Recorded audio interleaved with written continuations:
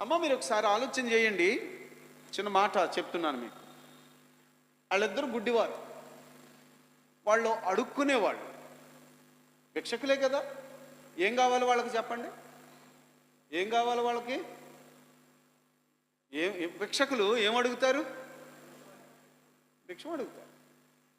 ఏమన్నా పైసలు, రూపాయలు, ఏదో చిల్లరి, ఏదో ఇట్టేయండి బాబు. అమ్మ ఒక్కసారి ఊహించండి, బహుజన సమూహములు వెళ్తున్నాయంట. భిక్షగాళ్ళకి జనం కావాలా, లేకపోతే జనం లేని చోట్ల అడుక్కుంటారా? ఎంత జనమా? ఏంటో శబ్దం ఏంటి? అబ్బో చాలా మంది. అబ్బా ఇదే మంచి అవకాశం, అవునా కదా? జనం ఎక్కువ ఉన్నారు కాబట్టి ఏం అడగాలి వాళ్ళు? చెప్పండి, ఏం అడగాలి? బాబో రూపాయి ధర్మం చేయండి బాబో, బాబో రూపాయి ధర్మం, బాబో బాబు. ఎందుకు? 3 జనం ఉన్నారు కదా. అంటే సాతాను సాధారణ